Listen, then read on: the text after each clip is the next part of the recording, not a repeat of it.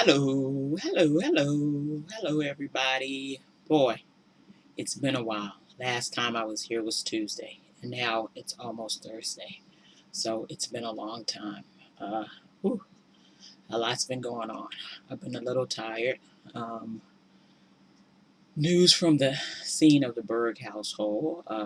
Mr. Berg and I are going to have a baby. We just found that out about a week or so ago. Uh, I'm very excited, although I may not seem real excited. I'm just kind of tired. I'm just kind of tired and stuff. So we're really excited about that. Hopefully, I'll just have lots of good news to keep telling you and stuff, and it'll all go really wonderful. Um, for those of you that are praying people, please pray for us as we go through this pregnancy because it's not easy being a type 1 diabetic and pregnant and stuff, but it's not impossible. And also, please, if you're not a prayer person, hey, just send good vibes, okay? Whatever you got going on, we could use it and stuff, and we definitely appreciate it. So we're doing well. Um, I've done this before, although the last time I had a miscarriage, I've done this before. So it's not, like a real, kind of super big change. I kind of know kind of what to expect at least these first couple of weeks and stuff. But I'm tired and I'm just super tired and stuff. I thought I was going to keep the secret for a little while, but why keep it a secret? I'm really happy about the news and stuff.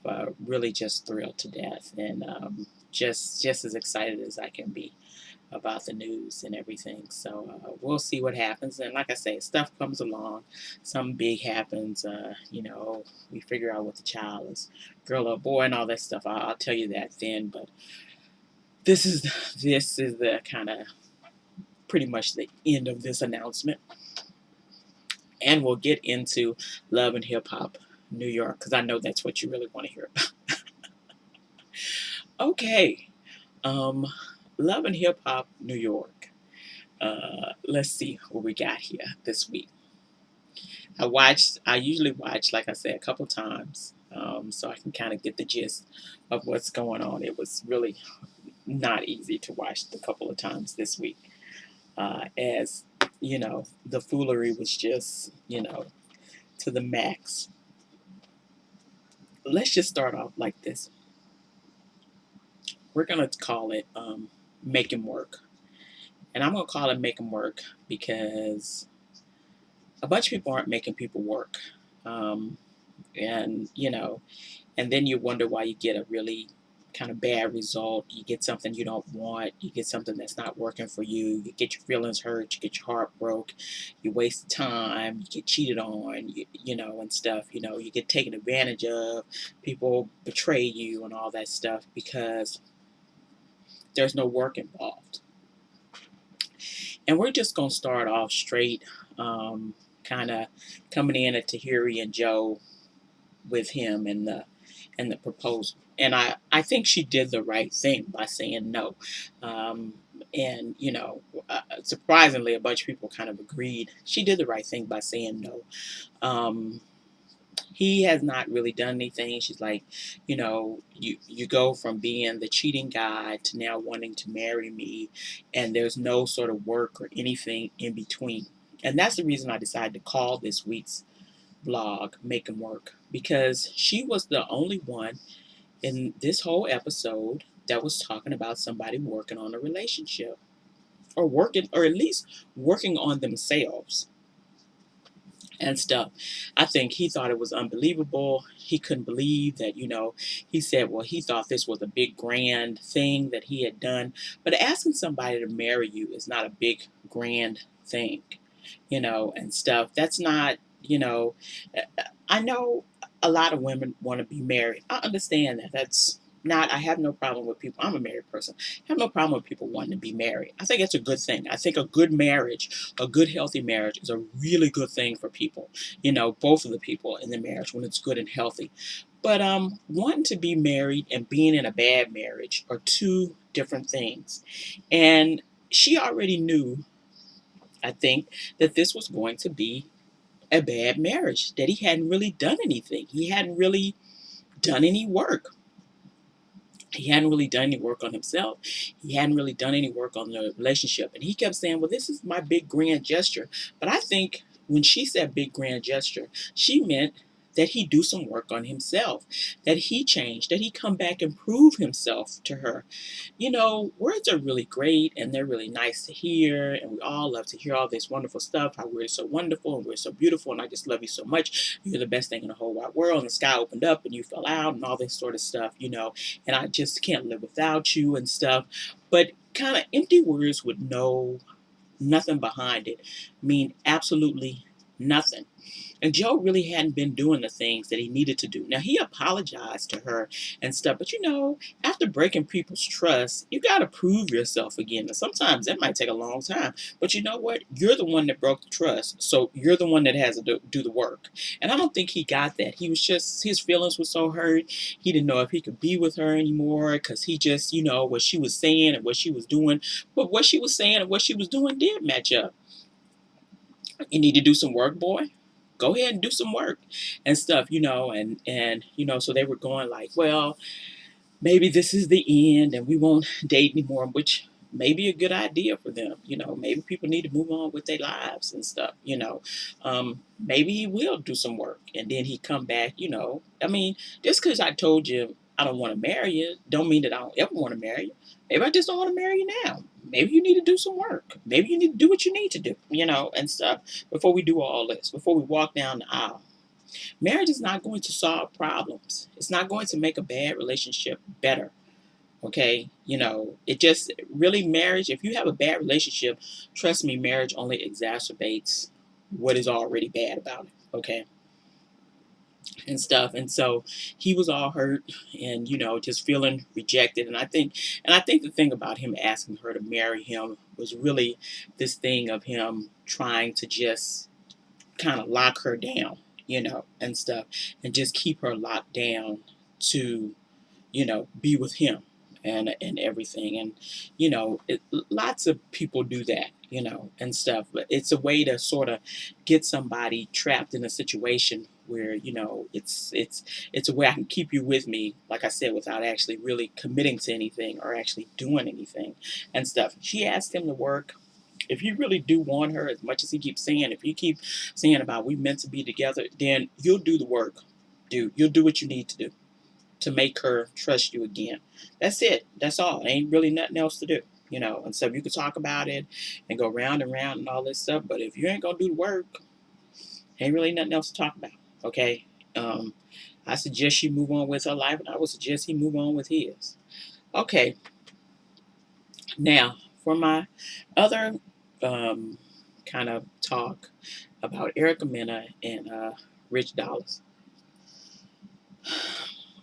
This guy is, you know, I really think that most of these men in this show are have narcissist personality disorder. I do.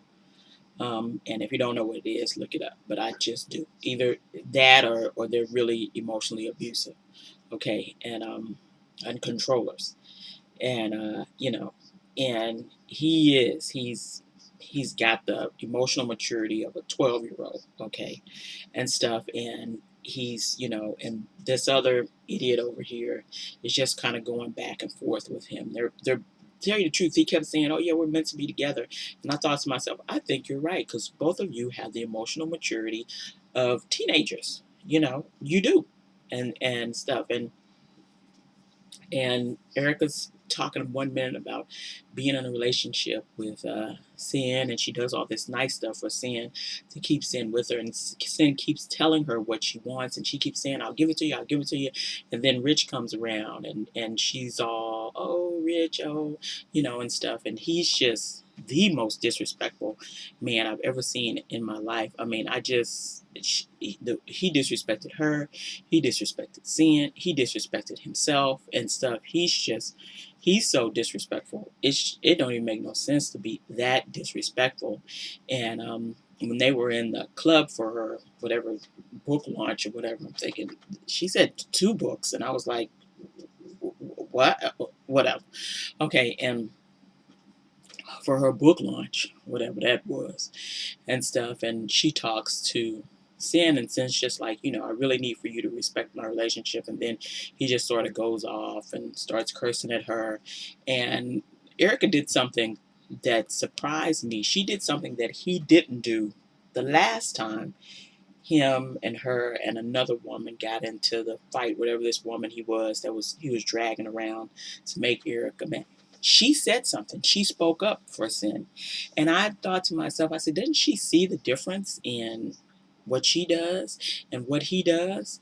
He's insulting the person that she supposedly likes or is dating, this woman that she's dating and stuff. And she sticks up for him.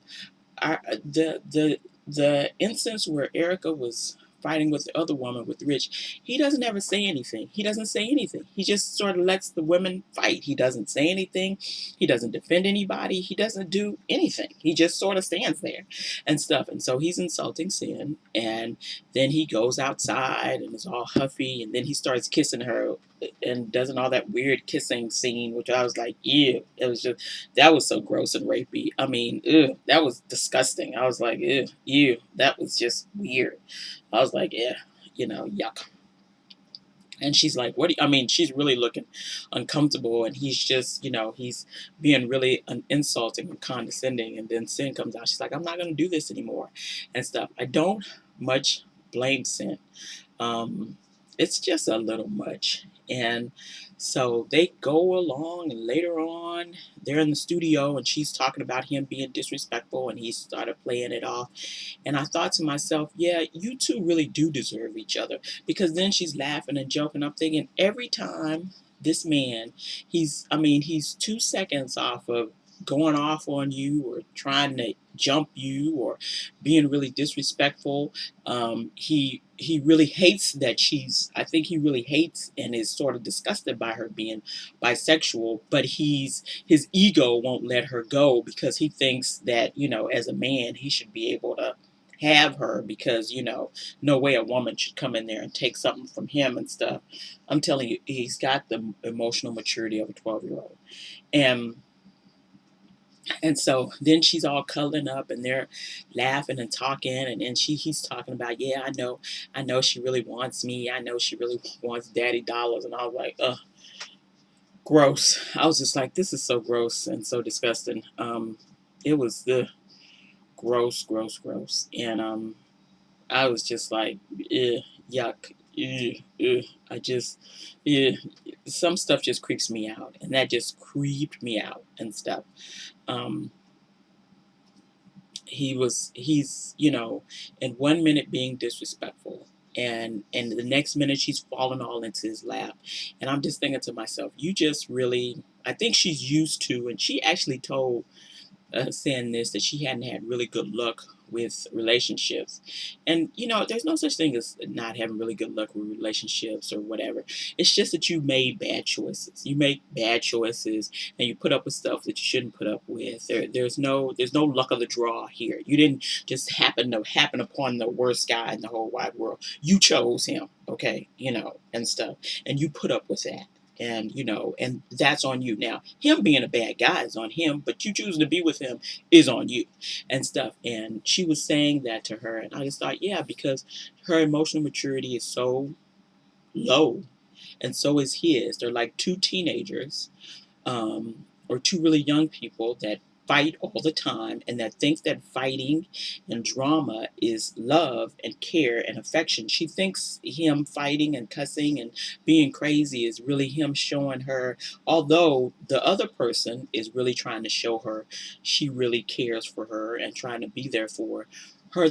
Thought, and it's a lot of people that think like this, a lot of people that think that drama and fighting and a bunch of chaos in a relationship is love. They confuse that with love and stuff. And so she's really drawn in by him. She likes the way he strokes her ego. He likes the way she strokes his and stuff. So they really are sort of a good match, and stuff, in the sort of weirdest, most dysfunctional relationship way possible. They're a good match and stuff. Personally, if I was Sin, I'd get stepping find something else to do because she got issues that only therapy will fix. Okay, really, that's it. Only therapy's gonna fix that. Okay, so here we go with the person on this show that I just have come to really dislike the whole show, Peter, who is he's textbook narcissist. I mean, he's just everything about him screams, I'm narcissist. I'm a narcissist. It just there's nothing. This man really has no redeeming qualities whatsoever. I mean, none. I've never seen anybody that that just has no redeeming qualities, and he really has no redeeming qualities. I have no idea why any woman would ever date anything like that, because this man is so self-involved and so self-centered, and just he's all about himself, and he only does things or makes moves or says things that will get him what he wants and stuff. He has no concern for other people or what other people need or what other people deserve. So him and Amina are going for the so-called apartment. And remember a while back when they did that thing where he was sitting on the top and he was talking about they were going to get an apartment together. He was going to get him an apartment and all this stuff. And he picked up that phone and I said, I thought he was calling an apartment. But that's when I knew he wasn't going to get an apartment. He was just telling her that because that would make Amina stay. He made the promise without actually having to do anything. And a bunch of y'all like that. A bunch of y'all, some dude promise you something and y'all all, falling over and all this stuff. Yeah, promises don't mean nothing to me. Saying you're gonna do something, and yeah, and I am not impressed by that. There has to actually be something there. If he would have, picked up and said, "Hey, we gonna get that apartment and all that stuff," maybe I would have been impressed then. But he didn't. And so this week they're looking at an apartment and they're in and out, and she's talking about having children. And he has this look of absolute horror on his face when she says something about having children. And then he's saying something about he's not really ready for that. And I thought, what? You're married. It's too late not to be ready for stuff. You're married to this person, okay? You can't now come in and now you got cold feet about stuff or essentially getting the apartment because and he was saying, well, he didn't really know because he's just come from relationship to relationship, and he's talking to her like she's his girlfriend. And I'm just thinking, this is your wife. You've married this woman. And then he goes through a list of women he's been through, from relationship with this woman, from relationship with this woman. And he hasn't had any time to be by himself. And I'm just thinking, you're married. You should have thought about that before you dragged this woman down the aisle with you and married her. Okay. But here is a tip. A man who, like Peter, who is a narcissist, but also a person who doesn't know how to function or take care of himself, he likes women to take care of him in such a way that his mom probably did for him and stuff, probably doting on him and all this stuff. And so what happens is they leave their mom's house and then they move in with a woman and she takes on the mother role. And then he breaks up with her. But before he breaks up with her, he finds another woman so he can move in the house with her. This man, I don't think, has ever even had his own home, his own place to stay. Okay. It looks like he's always lived with some woman or lived off some woman and stuff. And so he's can't even be independent enough to get a place to stay. I mean, all the talk of them getting a place together, and then all of a sudden he comes up with this, it's some kind of life, middle age, some kind of crisis, middle age crisis, midlife crisis he's having, and he can't even understand, and he needs some time to himself, and blah blah blah, and all this stuff. And so Amina, with her stupid stuff, and stuff. I just, he just now has cold feet and all this stuff. Yeah, dummy. He's been dragging you along through the little, through the little fields and down the little path the whole time, and not doing anything, not proving anything, not doing any actions, not working one bit, not doing no work. to show you that he loves you, he cares about you, he's committed to you, and all this stuff. And she's saying, "Well, I want to have baby." Then he's saying, "Well, I got these other kids that I can't take care of." Hold it. Okay, first of all, I'm not no woman that was no woman that ever dated men with no bunch of children just sort of dragging behind them from different random women. I was never one of them women ever. Okay, ever. Never. That was never my thing.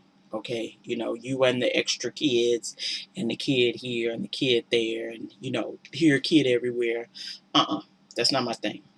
Okay, and but for you to say that you can't take care of the kids you got, you know, why would I even want to have a kid with you? What kind of food would that make me? Okay. But see, that's the thing about people having extra children. That means if you have a child with a person, you have to share those resources with some other random people. No, okay. All resources will be going to me and my child. They will not be going to no other people. I'm sorry. People can think whatever they want to think about that. But no, okay. It won't be happening. And so he's talking about, well, he's having a hard time taking care of his kids right now. She's like, well, what does he think I'd have to be about the rest of the baby mamas? And I'm just thinking, God, you're stupid.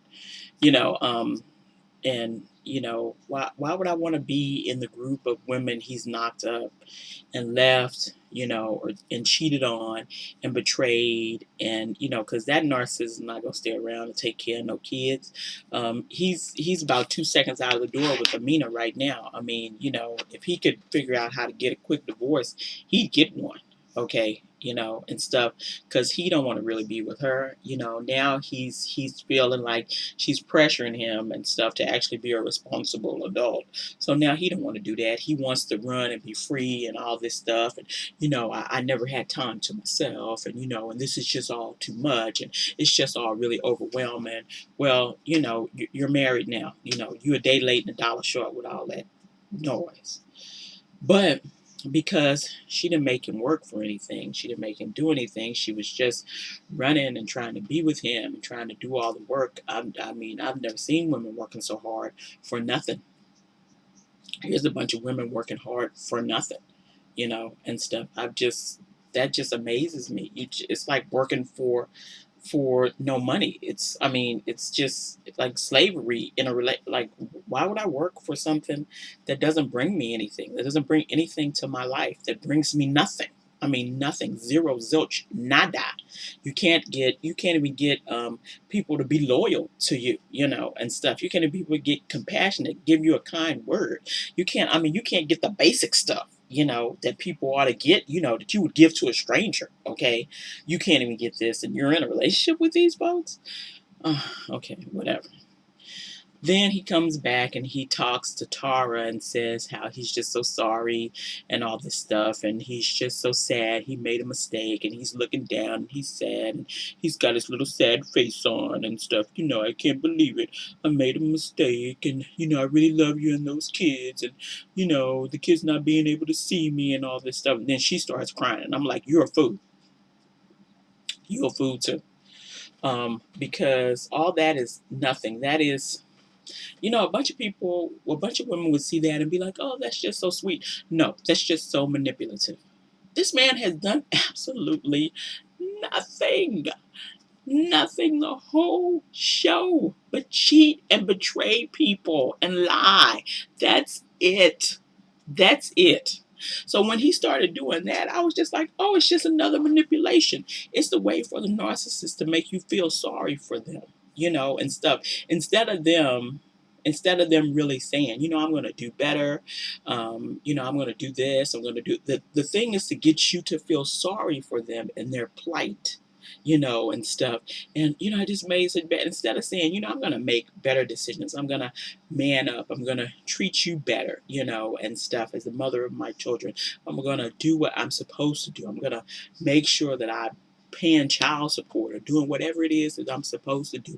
Instead of him taking responsibility because that's not really what he did, was not take responsibility. He was somehow saying that these circumstances were somehow thrust upon him and he just didn't know what to do, and all this stuff about he didn't make a mistake. He did this consciously. You cheated on her consciously, you married another woman, all that you did consciously, that wasn't an accident. But here's another woman trying to do this, with no work. And she started crying and she was feeling so. And I was just thinking, I know you aren't feeling bad and sad for him, you fool. Okay, he's just making you feel sorry for him as if somehow he was duped into marrying Amina, and that it's just he didn't just just some wild moment of craziness and stuff, which it was not, and stuff, and he just doesn't know what to do with himself. you know he's such a manipulative bastard. That's the best I can say.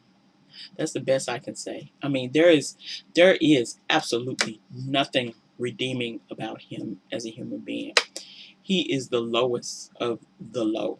Okay, there's nothing. It is disgusting and gross, and it is a shame that two really beautiful women who seem halfway smart would waste their time and energy working for some kind of bond or relationship with this man who only loves himself.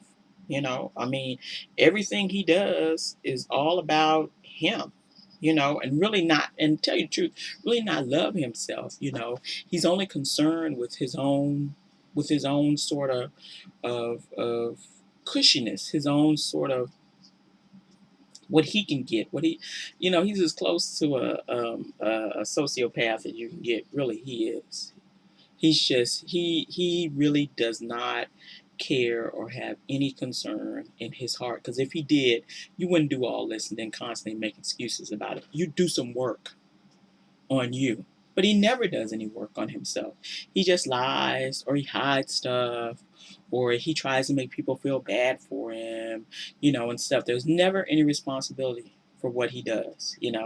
It's just, it's like, really? And so this week, it really was like, um, I just gotta, I don't know when this is gonna end. I got maybe a couple more weeks, and then I can just be done with this and stuff. Because it's just, it makes no sense. And the only person that I saw this week that made the best choice and asked for somebody to do something, to go for something, was Tahiri and stuff. Which she did the right thing. She did what she was supposed to do. If you're going to do this, your big grand gesture is not asking me to marry you. It's not giving me a gift, essentially a ring. It's not giving me a gift.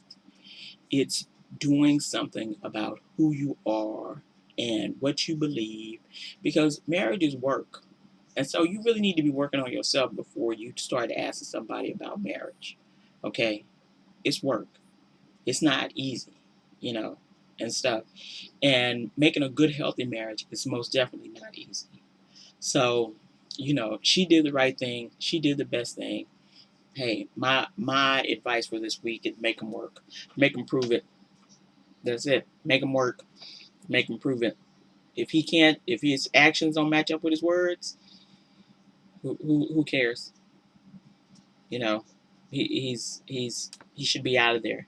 He should be gone. You should be making him prove it and stuff. And any man worth his salt is more than happy to prove that he's worthy of you. But women need to remember, you're the prize, not him. And all these women treat these men as if they're some kind of prize. And when I say these men ain't no prize for nobody, okay? Um, but you're the prize. He's supposed to be working to prove himself to you.